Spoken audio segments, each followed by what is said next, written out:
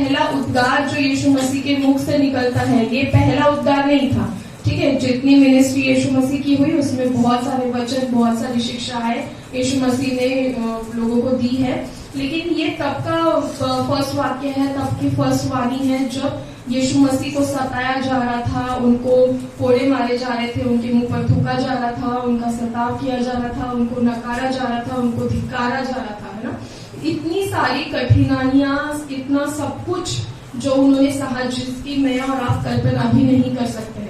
मैं और आप उनके जगह पर खुद को रखकर हम लोग इमेजिन नहीं कर सकते, हम लोग कल्पना नहीं कर सकते कि अगर वो सब कुछ मेरे साथ हो तो हम लोग क्या करेंगे, है ना। हमारे घर में भी थोड़ा सा अगर सताव होना चालू हो जाए पति की ओर से, बच्चों की ओर से, पत्नी की ओर से, हम लोग यीशु को, प्रभु को, परमेश्वर को छोड़ना पसंद करेंगे, लेकिन अपने पति को, बच्चों को, अपने सांसारिक जीवन को छोड़ना हम लोग पसंद नहीं करते। हालेलुया। लेकिन यहाँ पर हम लोग देख रहे हैं कि इतना ज्यादा सताव यीशु मसीह का वहां पर किया गया, इतनी कड़कती धूप में नीचे से पूरी गिट्टी है और वो पूरी गिट्टी पर वो गिर रहे हैं, वो बार बार गिर रहे हैं, उनको कोड़े मारे जा रहे हैं, उनके सर पर कांटों का ताज बोया जा रहा है, जो कांटे पूरे सिर में चुभे हैं और पूरा लहू, जैसे पसीना बह रहा है ऐसा लहू उनके शरीर से बह रहा था। लेकिन फिर भी इतनी कठिन परिस्थिति में भी यीशु मसीह ने वो बातें जो परमेश्वर की ओर से आती है, वो व्यवस्था जो परमेश्वर कहता है, वो आज्ञा जो परमेश्वर ने कही कि तुम इन 2 आज्ञाओं को पूरा करो तो तुम पूरी व्यवस्था को पूरा कर लोगे। यीशु मसीह उसको पूरा करना नहीं छोड़ता। और सबसे पहला बेस उसका जो है, सबसे पहला जो पाया, जो जिसको हम लोग बोलते हैं, जो पिलर जो हमारे मसीह जीवन का रहना चाहिए या हमारे अनंत काल के जीवन को हासिल करने के लिए जो पिलर रहना चाहिए, वो है क्षमा। हालेलुया। यहाँ पर यीशु मसीह कहती कि हे पिता, इन्हें क्षमा कर। क्या आप और मैं किसी के लिए जो जिसके द्वारा हमें सताव किया जा रहा है, हम उसके लिए इस उद्गार को निकाल सकते कि पिता इन्हें क्षमा कर? किसी और के द्वारा छोड़ दो। अगर पति ने भी कुछ कर लिया तो हम 100 लोगों को बताते, असं करतो, तसं करतो, मला शिवाय देतो, मला मारतो, ऐसा होता है, वैसा होता है, लेकिन हम लोग क्षमा करना नहीं चाहते। Hallelujah, hallelujah. हम लोग देखते हैं क्षमा करना एक छोटा सा वर्ड है, 2 अक्षरों का वर्ड है कि क्षमा है, ठीक है, क्षमा, लेकिन उसमें पूरी व्यवस्था पूरी की जा सकती है। मतलब पूरा बाइबल हम उसमें कंप्लीट कर सकते हैं। इस 2 वर्ड्स में हम लोग अगर इन 2 वर्ड को ही कंप्लीट करते हैं, अगर हम इन 2 शब्दों को ही हमारे जीवन में लागू करते हैं, तो हम हर वो आज्ञा जो यीशु मसीह की ओर से आती है या परमेश्वर की ओर से आती है या पवित्र आत्मा की ओर से आती है, हम हमारे जीवन में पूरी कर सकते हैं। हालेलुया। हम लोग देखेंगे कि क्षमा क्यों जरूरी है, ठीक है। उसके पहले मैं आपको 4 पॉइंट बता दूं। क्षमा में सबसे पहला और सबसे जरूरी जो है वो है प्यार, ठीक है। हम लोग तभी क्षमा कर सकते हैं जब हम लोग प्यार करते हैं, क्योंकि वचन कहता है कि जैसा तू अपने आप से वैसा अपने पड़ोसी से प्रेम कर, ठीक है। हमारा पड़ोसी मतलब घर के बाजू में रहने वाला नहीं, अभी इस समय जो आपके बाजू में है या जहाँ कहीं आप रहते हैं, आपके बाजू में जो रहता है वो आपका पड़ोसी है। हालेलुया। सो पहला जो है वो प्यार है, दूसरा जो है वो बलिदान है, सैक्रिफाइस है। मैं इसके रेफरेंसेस दूंगी आपको। तीसरा जो है वो सहनशीलता है। सहनशीलता में कितना आप सह सकते हो, ठीक है। वचन भी कहता है कि एक दूसरे की सह लो, कितना सह सकते हो सह लो, क्योंकि परमेश्वर जो है वो आपके सहने के परे आपको नहीं जाने देगा। हालेलुया। और चौथा हम लोग देखेंगे मध्यस्थिति को, इंटरसेशन को, जो हम लोग बार बार कहते हैं कि हमें मध्यस्थी करते रहना चाहिए। हालेलुया। सो पहला हम लोग देखेंगे क्षमा। हमें क्षमा क्यों करनी चाहिए। मैं आपको बाइबल वर्सेस देती हूँ, आप जल्दी से लिख लीजिए। यूहन्ना उसका 20 और 23, यूहन्ना उसका 20 अध्याय 23 वचन में वहां पर लिखा गया है, यीशु मसीह कहता है कि अगर यीशु मसीह ने हमें क्षमा किया है तो हमें भी दूसरों को क्षमा करनी है। ओके, अगर हम लोग क्षमा नहीं करेंगे तो हमारे पाप भी क्षमा नहीं किए जाएंगे। सीधी सिंपल सी डील यहाँ पर परमेश्वर की ओर से हमें मिल रही है कि तुम्हें ये चाहिए तो ऐसा करो, तुम्हें तुम्हारे पापों की क्षमा चाहिए तो तुम भी दूसरों के पापों की क्षमा करो। सेकंड हम लोग देखेंगे मत्ती उसका 6 अध्याय 12 वचन, मत्ती उसका 6 अध्याय और 12 वचन, ठीक है। जब हम यूहन्ना उसके 20 और 23 के अनुसार, जैसा कि परमेश्वर ने हमसे कहा है कि जैसा मैंने तुम्हारे पापों की और तुम्हारे अपराधों की क्षमा की है वैसे तुम भी करो, अगर हम वैसा ही करते हैं तो हमारे पास एक अधिकार रहता है कि हम उस अधिकार के साथ परमेश्वर को, यीशु मसीह को कह सकते हैं मत्ती उसके 6 और 12 में कि हे पिता, जैसे मैंने खुद ने जैसे क्षमा किया है तो वैसे तू भी मेरे पापों की और मेरे अपराधों की क्षमा कर। हमारे अधिकार को हम इस्तेमाल कर सकते हैं। यहाँ पर हमें वो अधिकार मिलता है कि हम भी अधिकार के साथ, पूरे हक के साथ परमेश्वर से हमारे क्षमा को मांग सकते हैं। हालेलुया। मरकुस उसका 11-25, मत्ती उसका 6-14 से 15, लूका 17 और 3। यहाँ पर भी आपको क्षमा के जो है वो पूरे वर्सेस मिल जाएंगे। सेकेंड थिंग, लास्ट थिंग हम लोग देखेंगे कि क्षमा क्यों करनी है। तो हम लोग निकालेंगे मत्ती उसका 9 अध्याय और 2 वचन। हम लोग जल्दी जल्दी देखेंगे मत्ती उसका 9 और 2। और देखो, कई लोग एक झोले के मारे को खाट पर रखकर उसके पास लाए। यीशु ने उसका विश्वास देखकर उस झोले के मारे हुए से कहा, हे पुत्र, ढाढ़स बांध, तेरे पाप क्षमा हुए। Hallelujah, hallelujah. तो यहाँ पर हम लोग चंगाई को देखते हैं। क्षमा करना हर चीज का बेस है। क्षमा करने के द्वारा किसी की फिजिकल चंगाई भी हो सकती है, किसी की शारीरिक चंगाई भी हो सकती है। क्षमा करने के द्वारा किसी की आत्मिक चंगाई भी हो सकती है। लेकिन शारीरिक चंगाई और शारीरिक जो मेंटल जो हीलिंग रहती है उसकी चंगाई के लिए जो बहुत जरूरी है कि उस व्यक्ति के श्राप तोड़े जाए और परमेश्वर की ओर से उसको क्षमा मिले। हालेलुया। फर्स्ट हम लोग देखेंगे प्यार। ठीक है, क्षमा का पहला आधार हम लोग देखते हैं प्यार। उसके वर्सेस आप लिख लीजिए, यूहन्ना उसका 15-12, यूहन्ना 15 और 12, पहला कुरिन्थियों 16-14, पहला कुरिन्थियों का ही 13-13, दूसरा तीमुथियुस 1:7, रोमियो उसका 13:8, पहला यूहन्ना उसका 4 और 7। ठीक है, यूहन्ना 15-12 में दिया गया है कि यीशु मसीह परमेश्वर जैसे कहता है कि जैसा मैंने तुमसे प्यार किया है वैसा ही तुम भी किससे प्यार करो, एक दूसरे से प्रेम रखो, है ना। जैसा मैं तुमसे प्यार करता हूँ, जिस प्यार को मैंने तुम्हारे जीवन में बोया है, जिस प्यार के द्वारा मैंने अपने इकलौते को दे दिया है, जिस प्यार के द्वारा मैंने अपना सब कुछ सैक्रिफाइस कर दिया है, बिना सोचे, बिना कुछ मतलब के, बिना कुछ मांगे, वैसा ही प्यार तुम भी अपने पड़ोसियों से करो।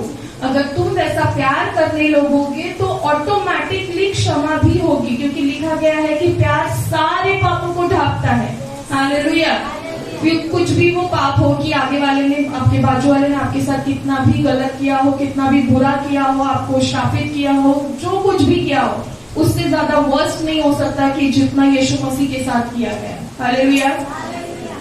पहले कुरिन्थियों 16-14 में लिखा है, जो कुछ करते हो प्रेम से करो। जो कुछ भी करते हो, डांटते भी हो तो प्रेम के द्वारा डांटो। उस डांटने में भी आगे वाले की अच्छाई छुपी होनी चाहिए, आगे वाले के लिए पॉजिटिविटी छुपी होनी चाहिए। ऐसे नहीं है कि अपने मन में घृणा रख रहे हो, अपने मन में डहा रख रहे हो और अपने मन में आगे वाले के लिए आप बुरा सोच रहे हो और फिर डांट रहे हो। वैसा डांटना नहीं चाहिए। ठीक है, पहले कुरिन्थियों 13-13 में लिखा है, विश्वास, आशा और प्रेम, और सबसे बड़ा क्या है? प्रेम। सबसे बड़ा प्रेम है, हमारा विश्वास भी नहीं। देखो, जहाँ पर ये लिखा गया है कि अगर एक राई के दाने इतना विश्वास भी आप में हो तो आप कुछ भी कहो वो आपके लिए हो जाएगा। लेकिन यहाँ पर वचन कहता है, यहाँ पर यीशु मसीह कहते हैं कि विश्वास से भी बड़ा प्रेम है। अगर आपके हृदय में परमेश्वर के लिए प्रेम है, आप कुछ भी कर जाओगे। अगर आपके हृदय में आपके बाजू वाले के लिए आप खुद से जितना प्यार करते हैं उससे ज्यादा प्यार होगा, तो आप उसके लिए भी सारी व्यवस्था को पूरा करोगे। हालेलुया। दूसरा तीमुथियुस 1:7 में हम लोग देखते हैं कि वो परमेश्वर का दान है। ठीक है, परमेश्वर की ओर से मिलने वाला दान है प्यार। परमेश्वर ने हमें प्रेम की आत्मा दी है। ठीक है, सेकंड तीमुथियुस 1:7 में लिखा गया है कि परमेश्वर ने हमें प्रेम की आत्मा दी है। जैसे कि हम लोग कहते हैं कि उसने हमें भय की नहीं, डर की नहीं, लेकिन सामर्थ की आत्मा दी है। वहीं पर नीचे लिखा गया है कि उसने हमें प्रेम की भी आत्मा दी गई है। सो प्रेम करना, एक दूसरे से प्रेम करना, ये आपके और मेरे बस की बात नहीं है, क्योंकि जब आदम और हवा पकड़े गए तब वो एक दूसरे पर दोष लगाने गए, ठीक है, वो दोष लगा रहे थे। अगर प्यार होता तो वो एक दूसरे से दोष नहीं लगाते। तो आपका और मेरे खून में ही वो नहीं था कि हम लोग एक दूसरे से प्यार करते। लेकिन यहाँ पर यीशु मसीह कहता है कि परमेश्वर की ओर से हमें वो दान मिलता है, परमेश्वर की ओर से हमें वो आत्मा मिलती है। तो मैं और आप तभी एक दूसरे से प्यार कर सकते हैं जब परमेश्वर की ओर से हमें ये प्रेम की आत्मा का दान मिला हो। हालेलुया।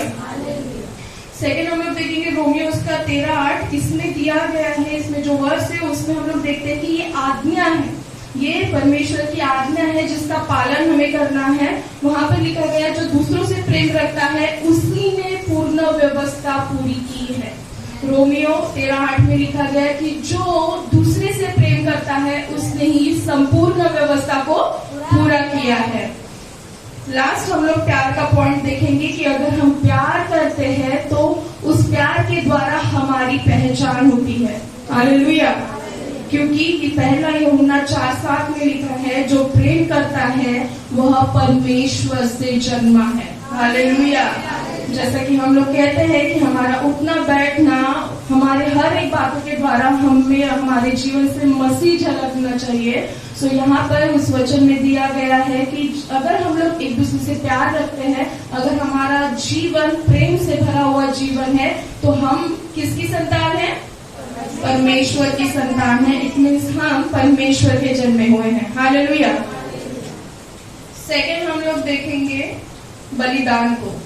इसके वर्सेस आप लिख लीजिए, इफिसियों 5 और 2 और यूहन्ना उसका 3:16। इफिसियों 5 और 2 में लिखा है यीशु ने हमारे अपने आप को सुगंध के लिए परमेश्वर के आगे भेंट करके बलिदान कर दिया। हालेलुया। और यूहन्ना 3:16 आप सभी को पता है कि उसने अपने इकलौते को मेरे और आपके लिए दे दिया। हालेलुया। बलिदान, सैक्रिफाइस हमारे लिए बहुत ज्यादा जरूरी है। हमारे मसीह जीवन में बलिदान और सैक्रिफाइस बहुत ज्यादा जरूरी है। हमारे मसीह के जीवन की नींव बलिदान और सैक्रिफाइस है। जैसा कि वचन कहता है कि तुम प्रतिदिन अपना क्रूस उठाओ और मेरे पीछे हो लो। हम इतना सहज रीति से हम लोग मसीह की बुलाहट को पूरा नहीं कर सकते जब तक हम लोग सैक्रिफाइस करना ना चालू करें, जब तक हम लोग खुद के जीवन को सैक्रिफाइस करना ना सीखे। दूसरों के लिए नहीं, दूसरों के जीवन को नहीं कि मुझे ये चाहिए तो तू सैक्रिफाइस कर, मुझे ये खुशी मिलनी चाहिए तो तू एडजस्ट कर भैया, प्रभु तू एडजस्ट कर, प्रभु तू सैक्रिफाइस कर, तू करते ही रहे, जब तक मैं जी रहा हूँ प्रभु तू ही सैक्रिफाइस करते रहे, मेरे को तो करना नहीं है। ऐसा नहीं है। अगर मुझे और आपको हमारी बुलाहट को पूरा करना है, हमारे मसीह जीवन को पूरा करना है, तो जैसे बलिदान यीशु मसीह ने हमारे लिए किए हैं, हमें भी बलिदान करना जरूरी है। हालेलुया। थर्ड हम लोग देखेंगे सहनशीलता। कुलुसियों 3:12 और 17 और इफिसियों 4 और 2। कुलुसियों 3:12 और 17 में और इफिसियों 4:2। इन दोनों रेफरेंसेस में दिया गया है कि एक दूसरे की सह लो और एक दूसरे को क्षमा करो, है ना। जैसे कि दादा हमेशा कहते हैं कि परमेश्वर जो है, यीशु मसीह जो है, वो क्षमा करने के लिए आया है, वो कृपालु परमेश्वर है, वो क्षमा करने वाला है, वो प्रेमी परमेश्वर है ना। एक बार जब यीशु मसीह का चेला भी उससे पूछता है कि हे प्रभु मैं मेरे भाई को कितनी बार क्षमा करूं? 7 बार, 70 बार। तो यीशु मसीह उसको कहता है कि 7 के 70 बार तो उसको क्षमा कर, मतलब तू करते ही रहे।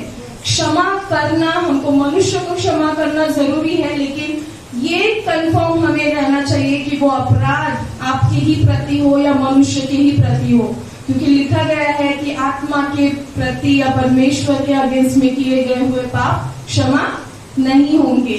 हमें वचन को समझना जरूरी है कि क्षमा करना, परमेश्वर ने क्षमा किया, यीशु ने क्षमा किया, हमें भी क्षमा करनी है। तो क्या क्षमा करनी है? वही पाप जो हमारे मनुष्य के प्रति किए जाते हैं, जो हमारे एक दूसरे के प्रति किए जाते हैं, वो पाप, वो श्राप, वो सारी गलतियां जो परमेश्वर के पवित्र आत्मा के यीशु मसीह के विरोध में होते हैं हमारे जीवन से, वो हम क्षमा नहीं कर सकते। उसका अधिकार सिर्फ और सिर्फ परमेश्वर के पास है। हालेलुया। लास्ट पॉइंट जो हम लोग देखेंगे मध्यस्थिति।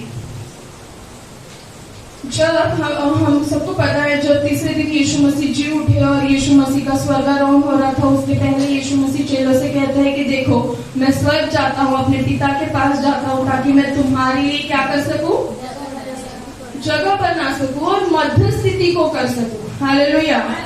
मध्य स्थिति को करना ये बहुत ज्यादा जरूरी है। मध्य स्थिति को करना हमें परमेश्वर का पुत्र सिखाता है, हमें यीशु मसीह सिखाते हैं कि मुझे और आपको हमारे जीवन को व्यतीत करने के लिए मध्य स्थिति की बहुत ज्यादा जरूरत होती है। हमें हर बार सिखाया जाता है कि हमारे कलीसिया के लिए मध्य स्थिति करनी है, हमारे परिवार के लिए मध्य स्थिति करनी है, क्योंकि खुद यहाँ पर यीशु मसीह जो है वो मध्य स्थिति को कर रहे हैं। देखिए इतना कुछ यीशु मसीह ने सहा, उस कोड़े की मार सही, इतना दर्द सहा, इतना तकलीफ वो सह रहा था, लेकिन फिर भी उसके मुख से निकलने वाला जो पहला शब्द था वो उन लोगों के लिए पिता के पास मध्य स्थिति को कर रहा था। वो पिता के पास कह रहा था कि प्रभु इन्हें क्षमा कर, हे पिता इन्हें क्षमा कर, क्योंकि ये नहीं जानते कि ये क्या कर रहे हैं। एक ऐसी मध्य स्थिति कि हम कितना भी सह ले, प्रभु मैं कितना भी सह रहा हूँ, मैंने कोड़े सहे, मैंने मुझे तुच्छ लेकर गया, मेरे मुंह पर थूका गया, मुझे शापित किया गया, मुझे चोरों के साथ गिना गया, मुझे अपराधियों के साथ खड़ा किया गया, लेकिन फिर भी मैं सहता हूँ प्रभु, मैंने वो सह लिया है। मैं अपने जीवन को इन लोगों के लिए बलिदान करता हूँ और मैं इन लोगों के लिए मध्य स्थिति को करता हूँ। हालेलुया। बाइबल में बहुत सारी जगह पर दिया गया है कि जहाँ पर जो परमेश्वर के बड़े बड़े दासों ने हैं, बड़े बड़े प्रॉफिट्स ने हैं, जो परमेश्वर के लोगों के लिए, इसराइलियों के लिए मध्य स्थिति को की। तो मध्य स्थिति हमारे आपके लिए, मेरे लिए, हमारे सबों के जीवन के लिए बहुत ज्यादा जरूरी है, जो सब कुछ बदल सकती है। हालेलुया। हमारा, आपका और मेरा, किसी के लिए, अपने परिवार के लिए, अपनी कलीसिया के लिए मध्य स्थिति को करना भी परमेश्वर के मन को बदल सकता है। हालेलुया। इस वचन के द्वारा, इस वाणी के द्वारा प्रभु आपको आशीष दे। आइए हम लोग प्रार्थना करेंगे। Thank you Lord Jesus. परमेश्वर पिता, फिर एक बार राजा हम आपके नाम को ऊंचा उठाते हैं, आपको महिमा आदर सम्मान देते हैं खुदावंदा। प्रभु जी क्रूस के ऊपर किए गए इन वक्तव्यों को परमेश्वर पिता, जो सबसे पहला वचन प्रभु जी यीशु मसीह के मुख से निकला खुदावंदा, वो क्षमा परमेश्वर पिता, प्रभु वो क्षमा ही है राजा, जो हमारे और तेरे बीच के रास्ते को पुनर्प्रस्थापित करती है राजा। वो क्षमा ही है खुदावंदा, जिसके द्वारा हम अनंत काल के वारिस किए गए हैं प्रभु जी। हम धन्यवाद देते हैं राजा। प्रभु जी तेरे उस अनुग्रह के लिए, तेरे उस प्यार के लिए, तेरे उस सहनशीलता के लिए, तेरे उस बलिदान के लिए हम तुझे धन्यवाद देते हैं राजा। प्रभु हम कहते हैं राजा कि ये जो है खुदावंदा, ये जो गिफ्ट है प्रभु जी, ये जो स्पिरिट है खुदावंदा, ये प्यार की स्पिरिट, ये क्षमा करने की स्पिरिट, यीशु मसीह के नाम से हम सबों के जीवन में कार्य करने पाए खुदावंदा। प्रभु जी हमारे जीवनों के द्वारा हम तेरे कहलाने पाए प्रभु जी। आगे का सब